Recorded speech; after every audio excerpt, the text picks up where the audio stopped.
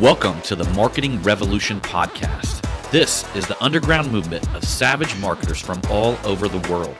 We are not Fortune 500 companies. We are real entrepreneurs with real businesses that have one major thing in mind: to set goals and devour them daily. Because we understand that everyone wants to eat, but only savage marketers are willing to do the hunt.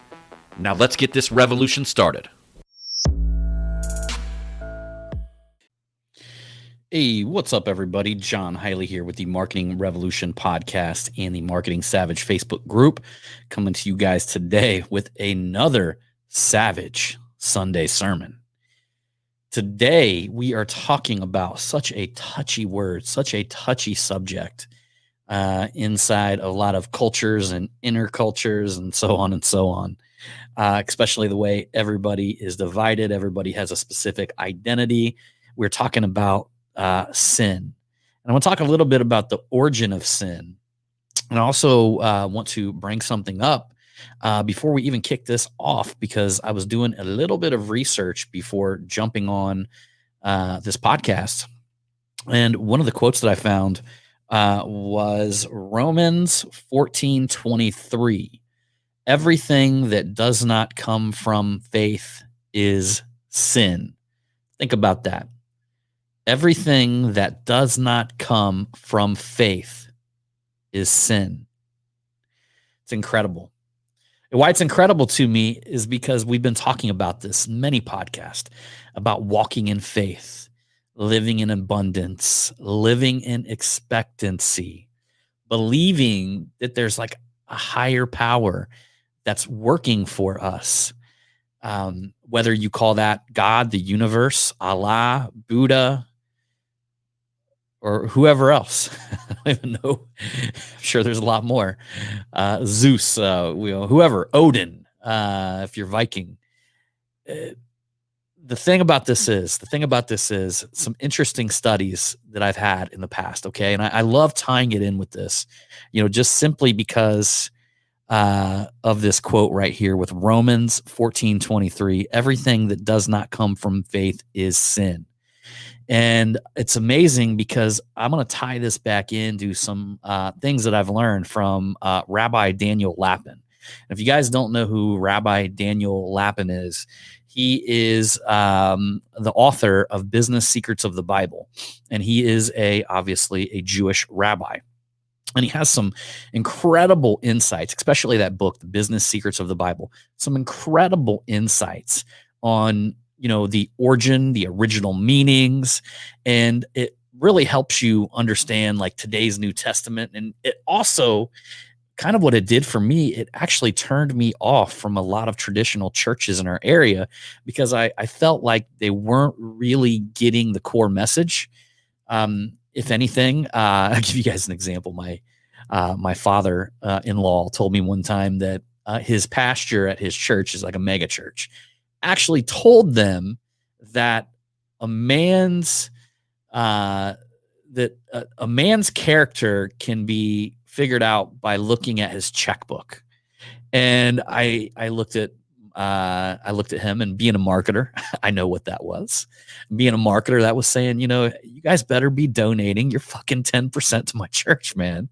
That's all that was. And he really took that to heart. I mean, he took that to like it was a quote from the Bible. A man's character is just defined by his actual checkbook. If you read through his check ledger, you're going to define that man's character.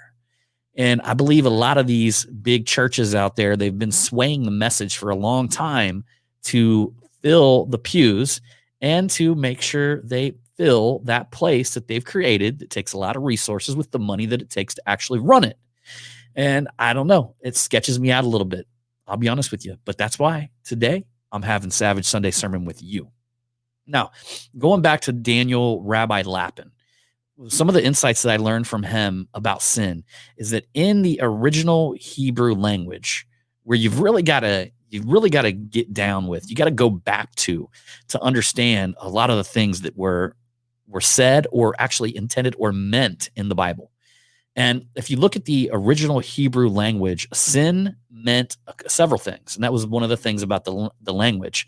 One word could mean several things. I'm sure there's plenty of that in our language. I mean, the word fuck could mean several different things. But that being said, the word sin meant two things. It meant missing the mark, meaning that you just didn't do as well as you possibly could have, man. You weren't doing as well as you possibly could have. You missed the mark. The second thing that it meant was that you were turning away from yourself, meaning that we hear a lot of talk in business about having core values, about understanding how you want to deliver them core values, not only through your clients and customers, but how you want to deliver them through the entire culture of your whole business. Sinning is when you turn away from your internal core values, who you are.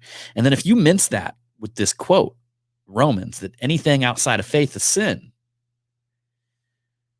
Ultimately, if you're living in a scarcity mindset, you're living in a sinful mindset. And then if you take this one step further, and you talk about, I had a pastor come in here 6 months ago, maybe, and we were talking about something. If you take that even further and you talk about the story of Adam and Eve when they were at the tree, and I actually read a meme the other day that said the reason why women can't pick food is because the very first time they did it, that they like doomed all of humanity for eternity. I told my wife that, and she actually thought it was funny. So hopefully I didn't ruffle any of the women's feathers out there. But it's funny. It's funny, But if you go back to that, and you go back to this thing, right, where they were at the tree and they ate the fruit, and then God comes to find them in the garden, and he's looking for them. And where are you, Adam and Eve? And Adam and Eve say, we're hiding. What do you mean? Where are we? We're hiding. Why are you hiding? We're naked. God, we're naked. The very first thing that God said is, who told you that? He didn't say, how did you learn that? He didn't say, how did that come to you? How did you guys decide that that was something appropriate to think? He said, who told you that? Because that was outside of what God created humans to believe. It was outside of faith. It was in fear. So they were in fear. They were scared. They were, just like I have this reoccurring dream that I'm all of a sudden I'm back in high school and I'm naked. And the whole dream is like me trying to like get out of the damn school. It's fucking terrifying. I remember some of the dreams. I find like a pizza box, and somehow I managed to wrap that around me. And then sometimes somehow I end up in like a gym area, and I'm going through these cupboards trying to find clothes, but there's nothing there for me. And it's just an incredibly intense dream that I'm butt naked trying to get out of my high school. And so, I mean, if you could imagine, that's not the fear that they should have felt. And God pointed that out. He said, who told you that? Meaning that it didn't come from them. It came from outside of them. And a lot of this fear and a lot of this sin that we put ourselves through, it doesn't come from doing things in God's way. It doesn't come from living in faith. It doesn't come from living in abundance, trusting that God will have your daily bread and just falling into his arms. It doesn't come from taking all your burdens and putting them on God and focusing on today. It comes from something that is outside of ourselves. It comes from something that is, I always said that sin is a war between your spirit and your flesh, meaning that if you were just your spirit, would there even be a reason to sin? You would be just you. You would be a pure form of you. But because we have our flesh and we have our body, we're torn.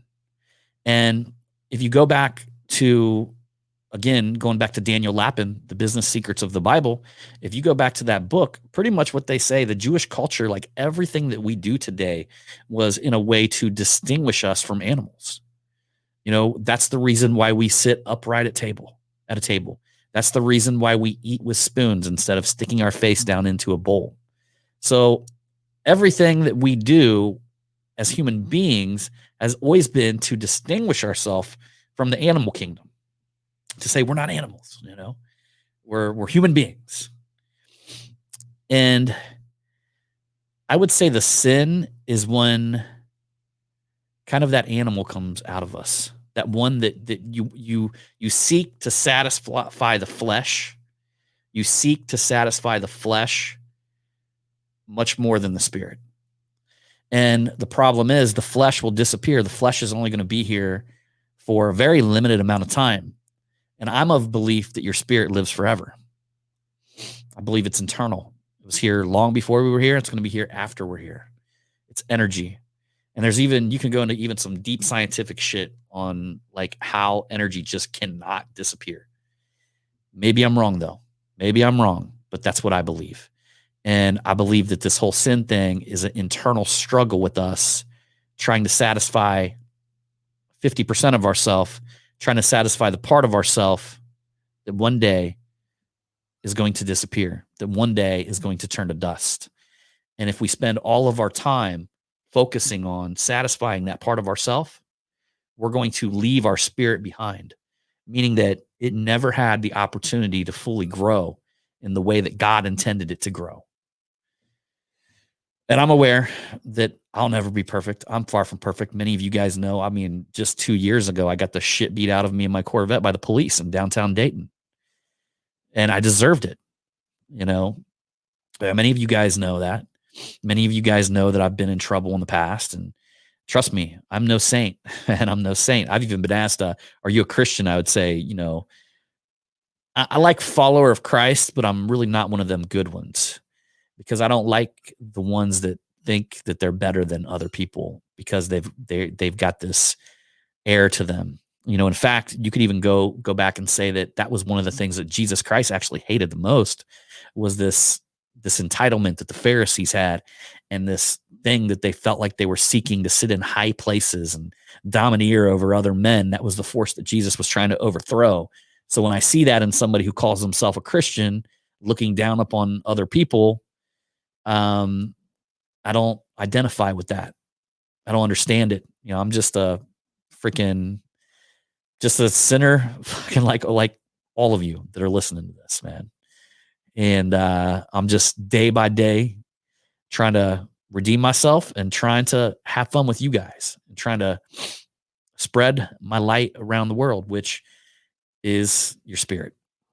Your spirit is your light. The more you can tap into that, the more you can expose that to the world, you can actually light other people's spirits, bring them on fire. And hopefully today's Sunday sermon did that for somebody out there. So, you know what?